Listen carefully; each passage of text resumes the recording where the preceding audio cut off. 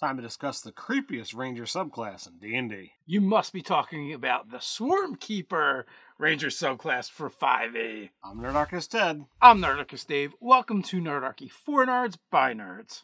Now we just hope this subclass doesn't bug you too much. As we kind of mentioned and alluded to, we are talking about the Swarm Keeper subclass from Tasha's Cauldron to Everything for 5e D&D.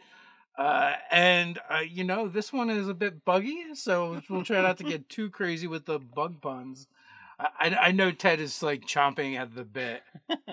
It's unbelievable. All right, so, we'll always start off with a little quip by Tasha. So, I love insects, organized, relentless, specialized little champions, and aligning their single-minded will with our own beautiful. Just keep them out of my lab. And then, of course, always we have the intro part of it. Feeling a deep connection to the environment around them, some rangers reach out through their magical connections to the world and bond with a swarm of nature spirits. The swarm becomes a potent force in battle as well as helpful company for the rangers. Some swarm keepers are outcasts or hermits, keeping to themselves and their attendant swarms rather than dealing with the discomfort of others. Other swarm keepers enjoy building vibrant communities that work for the mutual benefit of all those they consider part of their swarm. So a lot of fun, a lot of flavor that's there. It's worded very well to actually, be able to work well with a small village, or maybe even a bustling village, or, a small little, knit-kept family that's, living out in the wilds. Or solo because... and her hermit life because you creep everybody out. However you want to do it, it's totally able to be build a ranger using this concept in any of those options. Yeah, but we also get another sidebar as well. We get 2 sidebars. It's your swarm. A swarm keeper's swarm and spells are reflections of the character's bond with nature spirits. Take the opportunity to describe the swarm and the ranger's magic in play. For example, when your ranger casts gaseous form, they might appear to melt into the swarm instead of a cloud of mist. Or the arcane eye spell could create an extension of your swarm that spies for you. Such descriptions don't change the effects of the spell, but they are an exciting opportunity to explore your character's narrative through their class abilities. For more guidance on customizing spells, see the personalizing spell section in Chapter 3. Also remember the swarm's appearance is yours to customize, and don't feel confined to a single appearance. Perhaps the spirit's look changes with the ranger's mood, or with the seasons. You decide. So with that, like, if you want even more insights and more of our thoughts on the Swarm Keeper Ranger over on nerdarchy.com, we have an article up there. Actually, I wrote that article a while ago, so I don't even remember what I wrote. But I definitely had thoughts, and that was the Attack of the 5e D&D Swarm Keeper Ranger from Tasha's Cauldron of Everything. So you can go check that out and see what I had to say about it way back when. So if you like these videos and you'd like to help support Nerdarchy to keep making more, why not come check us out over on Patreon and support us there? And as a special thank you, you'll receive 5e content delivered right to your inbox every month. We make magic items, all kinds of different treasures, mundane and magical subclasses, races, feats, spells, drop-in encounters, print and play magic item cards, a chance to game with Nerdarchy, and more. You can go check that out, link in the description, or actually one of these cards up here. All right, so without further ado, let's dive into the Swarm Keeper Ranger and see what this is all about. Gathered Swarm, 3rd level. A swarm of intangible nature spirits has bonded itself to you and can assist you in battle. Until you die, the swarm remains in your space, crawling on you or flying and skittering around you or within your space. You determine its appearance, or you generate its appearance by rolling on the swarm appearance table, which you can be swarming insects, miniature twig blights, fluttering birds, or even playful pixies. Once on each of your turns, you can cause the swarm to assist you in one of the following ways. Immediately after you hit a creature with an attack, the attack's target takes 1d6 piercing damage from the swarm. The attack's target must succeed on a strength saving throw against your spell save DC, or be moved by the swarm up to 15 feet horizontally in the direction of your choice, or you are moved by the swarm 5 feet horizontally in the direction of your choice. So you get a lot of options here. You get battlefield control, you get extra damage, also more mobility. Also, I feel like anyone trying to grapple you should be at disadvantage just because you're gross. Like, have you ever like run into like a spider web or a swarm of gnats? Like, Yeah. it is disgusting. Yeah, I go through walks around the neighborhood all the time, and there's like one spot where there's always seemed like just flying above the sidewalk that there is always like a face full of gnats that happen to be there. I'm always having to like juke around. Imagine enough to cover a medium-sized person. That's like, yeah, never mind. I'm gonna go over here. I'm gonna target the paladin instead. Yeah, it's just gross. I took the dog out for a walk the other night, and it was dark, so I walked face first into a swarm of gnats, and I'm like, I think I just ate like 5 bugs. It's so gross. But we're not done at 3rd level. We get Swarm Keeper magic. You learn the Mage Hand cantrip if you don't already know it. When you cast it, the hand takes the form of your swarming nature spirits. Pretty cool. Then we're also going to get some spells. 3rd level, we get Fairy Fire. 5th level, Web. 9th level, Gaseous Form. 13th is Arcane Eye. And 17th level is Insect Plague. Very fitting. So a lot of fun spells that are there, and the sidebar that talked about, gaseous form, you could become part of the flying creatures that are around you and you move along with it. I think that could be a lot of fun.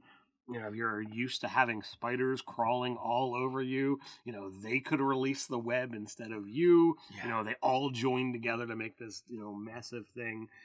They already mentioned Arcane Eye and Insect Plague. Come on. 7th level, you're going to get Writhing Tide. You can condense part of your swarm into a focused mass that lifts you up. As a bonus action, you gain a flying speed of 10 feet and can hover. This effect lasts for 1 minute or until you are incapacitated. You can use this feature a number of times equal to your proficiency bonus, and you regain all expended uses when you finish a long rest. So it's a nice utility thing. I mean, it's great for the exploration pillar or obstacles and hazards that you need to get over. In combat, it might just be a useful way of traversing the battlefield or getting to enemies you can't reach. I mean, they're going to probably outpace you if they're actually flying, but you might just need the high ground for something. You might need high ground. You want to avoid the difficult terrain or that earthquake spell. I mean, there's a number of things that this could be useful for. Is it outstanding? No. Is it kind of cool? Yeah, it gives you some utility. I think you're gonna find like cooler like out of combat uses for this. I would to agree. Solve problems. Mighty Swarm, 11th level. Your gathered swarm grows mightier in the following ways. The damage of the gathered swarm increases by die 8. If a creature fails the saving throw against being moved by the gathered swarm, you can also cause the swarm to knock the creature prone. When you're moved by the gathered swarm, it gives you half cover until the start of your next turn. So right there, there's some great benefits. Damage increase, added effect of knocking something prone. And also, if you use it to move yourself around, half cover. Half cover is +2 to armor class. I might give Dex you saves. Dex save as well. So that's super useful. Yeah, it's nice, and depending upon how you're using your swarm tactically, it just is going to double down on what that's doing. So if you happen to, the fact that you can make the choice each round, you can use whatever's going to be most beneficial. Oh, I'm gonna move the bad guy closer to my slow dwarven paladin over there so that he can charge in and womp on him. Yay, great. Oh, well, now he's prone. Well, that paladin's going to be able to now roll with advantage because he's prone. Super nice. Swarming Dispersal, we're going to get at 15th level. You can discorporate into your swarm, avoiding danger. When you take damage, you can use your reaction to give yourself resistance to that damage. You vanish into your swarm and then teleport up to an unoccupied space that you can see within 30 feet of you, where you reappear with the swarm. You can use this feature a number of times equal to your proficiency bonus, and you regain all expended uses when you finish a quest. I mean, resistance to damage, on whatever it was that triggered this, like that can be super helpful. It's anything that does damage, so like it can be a spell, it can be an attack. Awesome. Damage mitigation plus mobility on the battlefield, super cool. You're going to get, it's going to max out at 6 times a day because of your proficiency bonus. It's interesting. Like, it's not like overwhelming for a 15th level ability. This is your capstone ability, but it is still kind of cool. All in all, like, I think this this subclass comes together pretty nice. It's thematic. I mean, I've been wanting a swarm style subclass. This wasn't the class I wanted it for, but I think it still works, and it gives us something interesting and different. You know, I would play this one in a heartbeat. You know, I definitely dig it. You know, my kids were for a while quite obsessed with a bee game. I've even got, you know, some bee themed adventure stuff that's going on in what I've referred to as the kids game. So like this could be a lot of abilities that I then, you know, can supplant into, you know, those kind of adventures and whatnot. So I definitely dig it. I definitely, you know, see what they're laying down there. Well, yeah, if you're going to use a bee flavored villain, like you could look at these swarm abilities for, you know, for inspiration. Also, it does make me think of the old Spider-Man villain, the Swarm, as well. Yeah. Which I think it was like a bunch of like radioactive bees on like a skeleton or something weird. But yeah, I like it. I dig it. It's creepy. If you want something creepy to add into your game, Swarm Keeper is the way to go.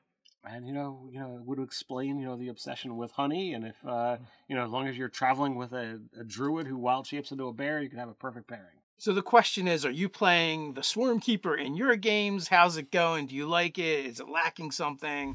Let us know and share your thoughts and theories down below in the comments with the Nerdarchy community.